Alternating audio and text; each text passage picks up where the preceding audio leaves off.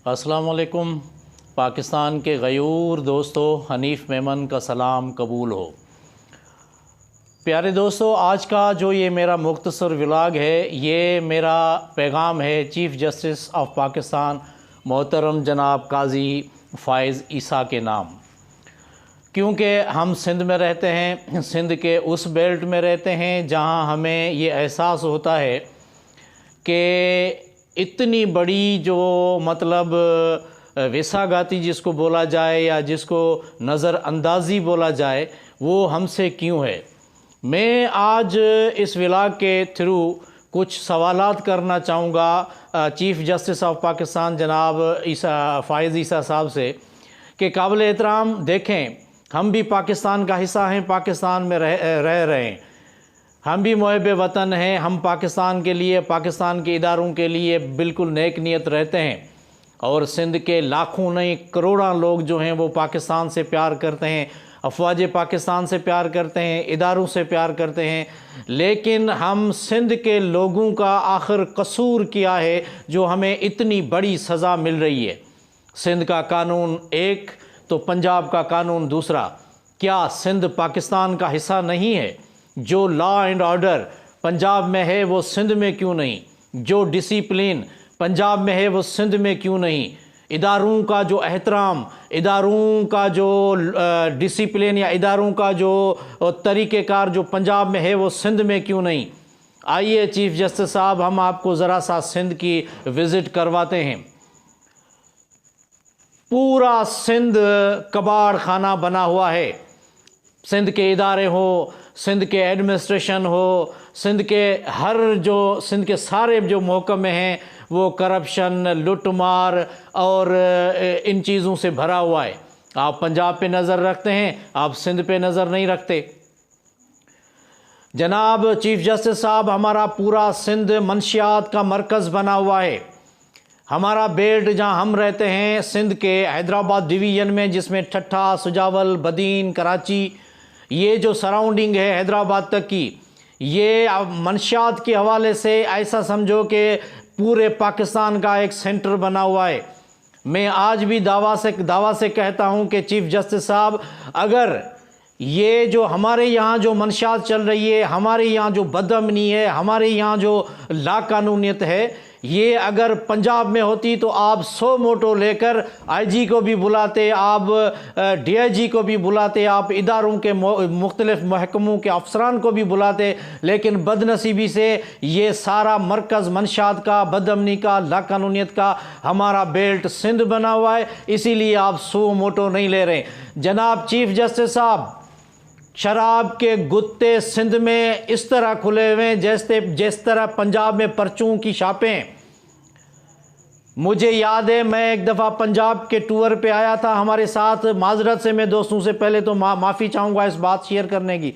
एक ड्रिंकर दोस्त था हमारे साथ, उसको ड्रिंक चाहिए थी। अल्लाह गवाह है, हम पंजाब के 10 डिस्ट्रिक्ट से क्रॉस हुए और 10 डिस्ट्रिक्ट्स को हमने देखा और पूछा कि गली गली गए, लेकिन हमें वाइन शॉप नज़र नहीं आया, नहीं हमें वहाँ से उस दोस्त के लिए ड्रिंक मिली। आज ये सिंध, आइए चीफ़ जस्टिस साहब मैं आपको सिंध दिखाऊं।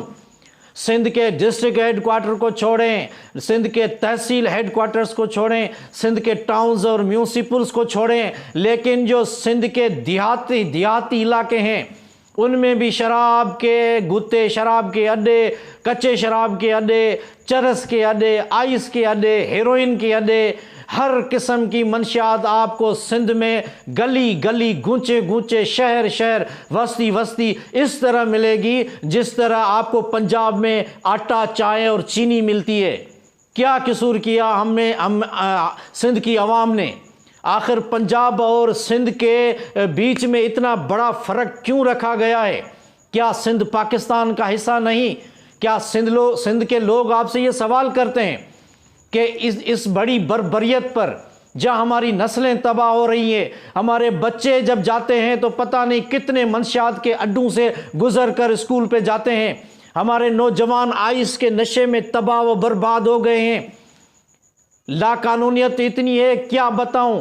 चीफ जस्टिस साहब, हमारी सिंध के जो थाने हैं वो थाने वडेरों की औताकें बनी हुई हैं। सिंध में पुलिस वडेरों की, सियासी लोगों की, एमपीएस, एमएनएस, मिनिस्टर्स, सेनेटर्स की जो है वो कमदारी का रोल प्ले कर रही है। जो भी ऊंची आवाज़ बोलता है, जो भी हक सच की बात करता है, जो भी अपने फ्यूचर की बात करता है, उसको यही पुलिस सियासी लोगों की कमदारी करके उनको कैद करती है, उन पर झूठी एफआईआर दाखिल करती है। बदअमनी, चोरी, वारदातें ये मामूल बनी हुई है सिंध के गली गली में। अल्लाह जानता है हमारा दिल खून के आंसू रोता है। जनाब काजी फाइज ईसा साहब, आप अल्लाह के वास्ते अपने बच्चों की खातिर एक नज़र सिंध तरफ डालें। या मंशात सिंध का मरकज़, बदअमनी सिंध का मरकज़, लाकानूनियत सिंध का मरकज़, पूरी सिंध पुलिस भत्ता ले रही है। जो ठरा चलाता है, जो चर्च चलाता है, जो हेरोइन आइस चलाता है, सारे पुलिस से मिली गठजोड़ कर चलाते हैं। ये मामा भांजे बनकर पूरी सिंध की नस्लें तबाह कर रहे हैं, क्योंकि इनको कोई कहने वाला नहीं, इनको कोई मॉनिटर नहीं करता, कोई ऑडिट नहीं करता इनको। आइए लोकल गवर्नमेंट पे मैं दावा से कहता हूं कि सिंध का पूरा लोकल गवर्नमेंट जो है वो डाकुओं के पेट में जाता है।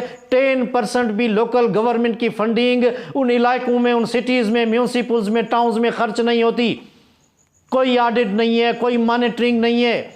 ये अरबों रुपए माहवार जो सिंध में local government funding, local government के थ्रू प्रॉपर चैनल टाउन्स में, म्यूनसिपल्स में, यूसीज में, डिस्ट्रिक्ट काउंसिल्स में आती हैं, ये सारी इन वडेरों के पेटों में जाती हैं। कोई खर्च नहीं होता। 10% भी जो है वो लोकल गवर्नमेंट के अखराजात जो है वो नहीं करते।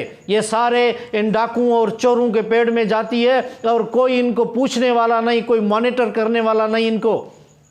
मैं सवाल करता हूं फाइज ईसा साहब आपसे, ये अरबों रुपए जो माहवार सिंध गवर्नमेंट की बजट में आते हैं और इनके जलादों के जो हैं वो पेटों में चले जाते हैं, अगर ये आप क्लोज करके 1 साल के लिए क्लोज करें, पूरा पाकिस्तान जो है वो डिफॉल्टर से बाहर आ जाएगा। मैं दावा से कहता हूं यही सेम जो फंडिंग है लोकल गवर्नमेंट की, ये तो पंजाब में भी होती है, लेकिन पंजाब में क्यों डेवलप होती है, सिंध में डेवलप क्यों नहीं होती? पंजाब में लॉ एंड ऑर्डर पे आप सब लोगों की नज़र क्यों है और सिंध में क्यों नहीं है? सिंध को कबाड़ खाना बनाने में किसका किरदार है? जनाब सर, हम आपकी दिल से इज़्ज़त करते हैं, हम आपको अपना बड़ा भी समझते हैं, लेकिन ये ज़रूर है कि जो कानून नाफिज किया हुआ है पंजाब में, जो सिस्टम पंजाब में चलाया जा रहा है, वो सिंध में क्यों नहीं चलाया जा रहा? यहाँ नस्लें तबाह हो रही हैं। आपको क्या बताएं सर जी, ये खरबों रुपया, अरबों रुपए जो बजट आती है। आइए हम किसी सिंध के जो अंदरूने सिंध के सिटीज़ हैं छोटे छोटे, उनका आपको विज़िट करवाएं। आप उनकी गलियां देखें, आप उनके मोहल्ले देखें, आप वहाँ के स्कूल्स देखें, आप वहाँ के हॉस्पिटल्स देखें। सिंध के हॉस्पिटल्स रेफर सेंटर बने हुए हैं, कोई डेवलप नहीं। गली गूंचे बस्ती जो भी हमारे एरियाज़ हैं सिंध के, सारे तबाहाल हैं। वो महज इस लिहाज से कि करप्शन, लुटमार 110% बढ़ती जा रही है सिंध में, और कोई मॉनिटरिंग नहीं है। आप कोई सो मोटो नहीं लेते। आप पाकिस्तान के बड़े काजी बने हुए हैं। जनाब सर, अगर मेरी ये आवाज़ आप तक अगर पहुंची तो मैं फ़कत एक ही बात आपको आज मेंशन करवाना चाहता हूं कि जहां आपका बेटा जिस गली से गुजरता हो, उस गली में 10 मंशियात के अड्डे हों, चर्च बेचने वाला भी वहाँ बैठा हुआ हो, आइस बेचने वाला भी वहाँ बैठा हुआ हो, और ठरा बेचने वाला भी वहाँ बैठा हुआ हो, तो आपका क्या रिएक्शन होगा? मैं दावा से कहता हूं कि सिंध के 80% बच्चे ऐसी गलियों से गुजरते हैं जहां 10-10 अड्डे लगे हुए हैं। ये फ़कत पुलिस नहीं, फ़कत हमारी एडमिनिस्ट्रेशन नहीं, फ़कत ये हमारे सियासी वडेरे नहीं, लेकिन जनाब सर, ये जो हमारा जर्नलिज़म है, ये भी आजकल पुलिस की तरह सिंध में अपनी कमाई के जो है वो शॉप्स खोल के बैठे हुए हैं। ये जर्नलिज्म और पुलिस, ये दोनों आपस में गठजोड़ कर सारी इन बुराइयों को जन्म देते हैं। ख्वाहिशी के अड्डे चलते हैं, ये भी मामा भांजे होकर खाते हैं। मैं सब की बात नहीं कर रहा, लेकिन जर्नलिज्म में भी यकीन कीजिएगा काजी साहब 80% जो लोग हैं वो पुलिस के साथ मिलकर, मंशियात फिरोशों के साथ मिलकर, अंडरवर्ल्ड के लोगों के साथ मिलकर, क्रिमिनल लोगों के साथ मिलकर, लैंड माफिया के लोगों से मिलकर, भत्ता माफिया से मिलकर ये अपनी कमाई के दुकान खोल के बैठे हुए हैं। कोई पूछने वाला नहीं, कोई मॉनिटर करने वाला नहीं, कोई कानून एंड लॉ एंड ऑर्डर नहीं हमारी सिंध में। तबाह हाल है सिंध। मैं आपको गुजारिश करता हूं जनाब सर, आप एक बार विदाउट प्रोटोकॉल किसी प्राइवेसी सिस्टम में सिंध के छोटे छोटे गांव और शहरों का विजिट तो करके देखें। जनाब आली, हमारा दिल रोता है, तड़पते हैं हम तब जब हम अपनी बच्चों की नस्लें तबाह होते हुए देखते हैं। हमारा दिल खून के आंसू रोता है तब जब हम अपने बच्चों का फ्यूचर जो है वो मतलब उनका कोई ब्राइट फ्यूचर हमें देखने में नज़र नहीं आता। आखिर ये चीज़ें क्यों हैं और कब तक रहेंगी? अगर सिंध पाकिस्तान का हिस्सा है तो ठीक, अगर सिंध पाकिस्तान का हिस्सा नहीं है तो काइंडली हमें एक बार बता तो दीजिए। तो पाकिस्तान का कॉन्सेप्ट तो हम जहन से निकाल दें कि भाई पंजाब में लॉ एंड ऑर्डर, कानून, डिसिप्लिन, लॉ हाइपर होता जा रहा है और सिंध का लॉ एंड ऑर्डर और सारी बातें जो है वो पंजाब के मद्दे मुकाबिल कुछ भी नहीं है। सिंध के हर 5 किलोमीटर में आपको शराब बेचने वाला मिलेगा। पंजाब में हम 10-10 डिस्ट्रिक्ट रुलते रहते थे, हमें ड्रिंक नहीं मिलती थी। आखिर सिंध और पंजाब में इतना फ़र्क क्यों रखा गया है? जनाब सर, हम मोहब्बे वतन हैं। मैं ख़ुद पाकिस्तान के लिए, पाक फ़ौज के लिए जो तंजीमें काम करती हैं उसको एक तंजीम को मैं लीड करता हूं। शाहीन यूथ काउंसिल पाकिस्तान का मैं चेयरमैन हूं। पूरी सिंध में हमारी तंजीम पाकिस्तान के लिए और पाक फ़ौज के लिए नेक नियत रहती है और रैलियाँ निकालती है, उनकी डेज जो है वो सेलिब्रेट करती है। हमारा दिल तड़पता है। हम आपसे गुजारिश कर रहे हैं, हम मोहब्बे वतन हैं। आप स्क्रीन पे आप देखते होंगे कि ये जो रैलियाँ हैं ये हमारी शाहीन यूथ काउंसिल की तरफ से निकलती हैं पाकिस्तान की हक में, पाकिस्तान की फेवर में, पाक फ़ौज की फेवर में। ये सारे मोहब्बे वतन नौजवानों का डेलीगेशन है। हम इकट्ठा कर रहे हैं मोहब्बे वतन नौजवानों को पूरे सिंध में। लेकिन हमें एहसास कमतरी से निकाल दीजिए खुदारा, हमारे एहसासात की कदर कीजिए खुदारा। ये पाकिस्तान में जो एहसास कमतरी का एक ढोंग रचाया हुआ है, काइंडली काजी फाइज ईसा साहब, इस पे ब्रेक थ्रू आना चाहिए। अब सिंध और पंजाब को बराबर रखना चाहिए, सिंध और केपी को भी बराबर रखना चाहिए। आपको बलोचिस्तान और सिंध के हालात पे भी नज़र रखनी चाहिए। ये जो सियासतदान हैं ये अपने मफादों की खातिर कभी भी यंग जनरेशन की जो है वो अच्छाई नहीं चाहेंगे। नौजवान नस्ल जितना जाहिल होगा उतना इन सियासतदानों को फ़ायदा है। ये कभी भी नहीं सोचेंगे, क्योंकि इनके तो बेटे पढ़ते हैं, कोई लंदन, कोई अमेरिका, कोई यूके, कोई कनाडा। लेकिन ये गरीब बेचारे काश्तकार, ये मजदूर, ये हारी जो तड़पते हैं रोटी के लिए। एक तो महंगाई ने इतना अजाब किया हुआ है। सर जी, आप एक 100 मोटो अपनी पाकिस्तान में बढ़ती हुई महंगाई के लिए भी ले लें।